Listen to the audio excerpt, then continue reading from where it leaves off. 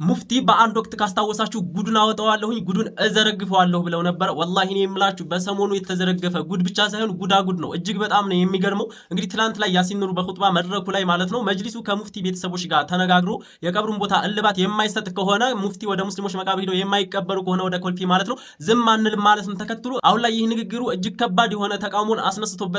ህዝበ ሙስሊሙን እጅግ ከሚባለው በላይ አስቆጥቶ እጅግ መነጋገሪያ ሆኖ ውሏል ማለት ነው። ይህንንም አስመልክቶ ማለት ነው በዚህ ሰዓት ሐሰን ታጁን ጨምሮ ሌሎች ማለት ነው ምላሽ እየሰጡት ይገኛሉ። ኡስታዝ ሐሰን ታጁ ፌስቡክ ላይ ከጻፈው በትንሹ ላንብብላችሁ። ኃላፊነትና የጎደለው ሐሳብ የሁከትና የብጥብጥ ጥሪ የሰብአዊና ህገ መንግስታዊ መብት ጥሰት በማስተዋልና በአደብ ያልታሹ እንዲህ አይነት መልእክቶች የመስጂድ ሚንበሮችን አይመጥኑም፣ ብዙ መዘዞችንም ማምጣታቸው አይቀሬ ነው ሲል ረዘም ያለ ጽሁፍን ጽፏል ማለት ነው። ሐጂ ዑመር ኢድሪስ የት የሚቀበሩ የት የሚወክሉት ሙስሊሙ ማህበረሰብ ነው እንጂ የዋሃብያውን ቡድን እንደማይወክሉ ይታወቃል ማለት ነው። እነኚህ ሰዎች በማያገባቸው ገብተው ማለት ነው እዚህ መቀበር አለባቸው እዚህ ጋር መቀበር የለባቸውም ማለትም አይችሉም ማለት ነው። ሙፍቲ ሐጂ ዑመር ኢድሪስ በሐያትም እያሉ እንኳን ከባድ የሚባል ግፊት መገለልና እንግልት ትችት ሲገጥማቸው መኖራቸው ይታወቃል ማለት ነው። እና በርካቶች አሁን ላይ በሐያት እያሉም ከሞቱም በኋላ ሊተዋቸው አይችሉም። ወሃቢያ ማለት እንግዲህ ሙተህም ኖረህም የማይተውህ ቡድን ነው። እናም ብዙዎች በዚህ ሰዓት ያሲን ኑሩ ይቅርታ ወጥቶ መጠየቅ አለበት እያሉ ነው። እናንተ ምን ትላላችሁ በዚህ ዙሪያ? ኢትዮጵያ ውስጥ ያለ እስልምና ባረግነው ጥናት ከሌላ ሀገር ያለው እስልምና ጋር አንድ አይደለም። ሱፊዩና ሰለፊዩ መሃል ያለው ልዩነት ቅርንጫፋዊ አሊያን ፍቅሃዊ አህካሞች ናቸው። ቆይ ለምንድን ነው የምትከፋፍሉ? ለምን?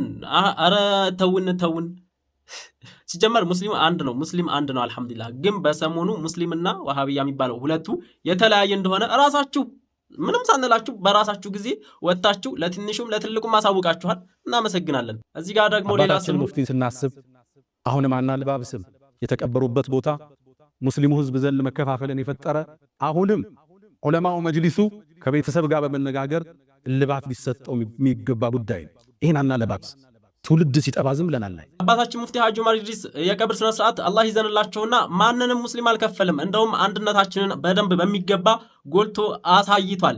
ነገር ግን ጭንብላችሁ የእናንተ ተገልጦ ወሃቢያ ማን ነው ሙስሊሙ ማን ነው የሚለውን ሌላ እምነት ወገኖች እንኳን እስከሚረዱ ደረጃ ድረስ በራሳችሁ ሰዎች ማለት ነው ራሳችሁ ሚንበራችሁ ላይ እየወጣችሁ ስለተናገራችሁልን እጅግ አድርገን ከልብ እናመሰግናለን። ሚንበሮቻችን የፖለቲካ መስበኪያ ሆነው መታየታቸው እጅግ በጣም ቢያሳዝንም ግን አልহামዱሊላህ ሙፍቲ ሐጂ ዑመር ኢድሪስ አላህ አሳውቋቸው የቀብር ቦታቸውን ኑዛዜ አድርገው መሄዳቸው እጅግ በጣም ትልቅ ነገር ነበር። ምክንያቱም እነኚህ ሰዎች እንደሚያሳዩን ጠላቻ ከሆነ ሌላ ቦታ ተቀብረው ቢሆን ሙፍቲ ሐጂ ዑመር ኢድሪስ ቆፍረው እንደማያወጧቸው ምን ማስተማመኛለን ማለት ነው። እጅግ በጣም የሚያሳዝነው በዚህ ልክ ጥላቻ እያሳዩ ባሉብን ሰዓት ያሲን ኑሩ ትናንት ኹጥባ ላይ ተገኝቶ ያስተላለፈው መልእክት ከሐስከፈ በጣም የሚገርም የሆነ ነው። ትንሽም የሚቆነጥጠው ሰው የማይናገረው መልእክት ሲናገር ነበረ።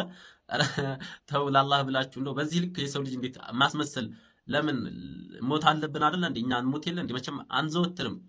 በየትኛው ሐያት ብለን እንደዚህ አመሳስለን ያልሆነን እውነት አውርተን አላህን ብንፈራ ምን አለ? እስኪ ለማንኛውም ይችን ቴክስት ሰምተን እንመለስ። አባታችን ሙፍቲን ስናስብ አሁንም አናልባብስም።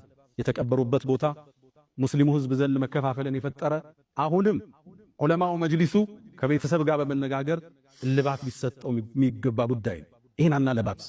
ትውልድ ሲጠባ ዝም ብለናል። እንወዳለንና ከብራቸዋል። እሳቸው የምንፈልገው የሙስሊሙ መቃብር ውስጥ ተቀብረው ስንገባ ለአባታችን ዱዓ ማድረግ ነው እኛ የምንፈልገው። ይሄ መታረም ይኖርበታል። ሶስተኛ ነው እንግዲህ ምን ማለት ነው? ቆፍረን ሙፍቲን አውጥተን ሌላ ቦታ ወስደን እዛው ማነው ኮልፌ እንቅበራቸው? ሱብሃንአላህ። ይሄ ወላሂ ነው የምላችሁ ህብረተሰቡን ኡማውን ቀብር አምላኪ ብሎ መፈረጅም እኮ ነው። ቀብር ያመልካል የለበትን እንዴት ትጭናላችሁ? አላህን አትፈሩም? ማን ነው እስኪ ቀብር የሚያመልከው? ሲጀመር እሳቸው ወደ መቃብር ቦታ እንዲዞርላቸው ኑዛዜ አድርገው ተፈራርመው ነው ጨርሰው ይሄዱት አይደል እንዴ? የተቀበሩበት ቦታ የመቃብር ቦታ ነው። ይገርማል። እዚህ ጋር ይሄንን ካያችሁ የኢብኑ ተይሚያ ሼኻችን ሼኹል ኢስላም ብለው ቁጥር 1 ሼኻቸው ለብቻው ነው የተቀበረው። እሱ መጀመሪያ ቆፍሩ ቀይሩና ቦታውን ከኛ ጋር ታወራላችሁ። ዙመር ኢስላሚክ ሚዲያ